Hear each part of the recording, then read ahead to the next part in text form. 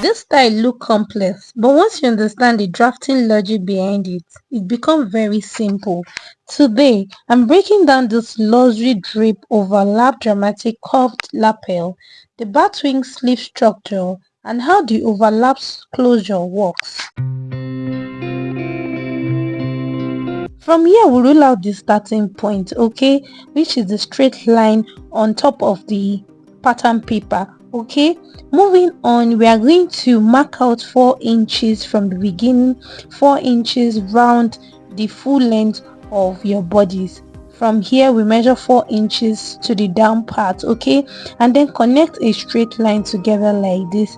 This is as if you're making an overlap or a double-breasted top. Okay, so after marking out this point, you are going to now draw your normal body's front, your normal bodies first, which is marking out the half length, the shoulder to your bust line, and also shoulder to the waistline, which is 16 inches, or shoulder to your half length. Okay, so mine is 16 inches. Endeavor to mark out yours. Your half length could be 17, so I added extra inches for the full length of the top and actually indicated what each line represents. So here we're going to be marking the shoulder. We are adding 1.5 inches for the slope of the shoulder because this is not like the regular top. Then we went down by 1 inch for the shoulder slope.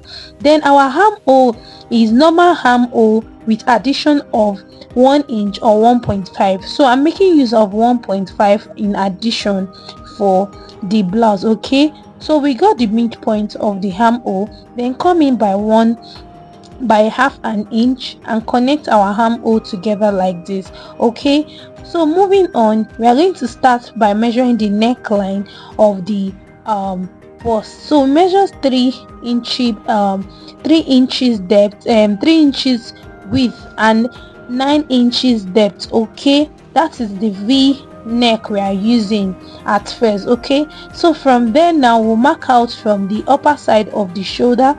We'll mark straight down to 8 inches from that beginning of the front line, which is the front line. Okay, so from there we are going to start by carving out our lapel, or our shape, the shape of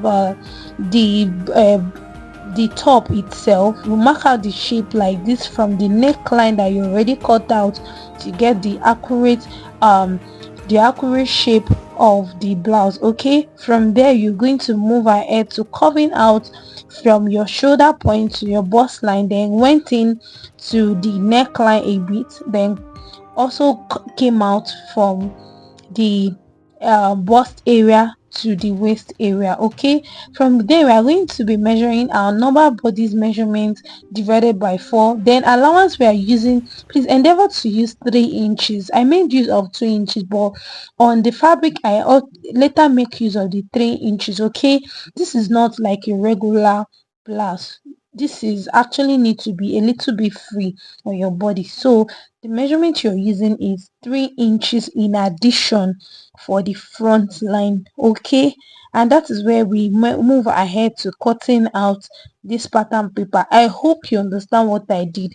Please, if you understand, let me know in the comment section that you understand, and also reply drape that you understand. That will also make me understand that you guys are following. Okay, and endeavor to cut this point very well, however you want it to be so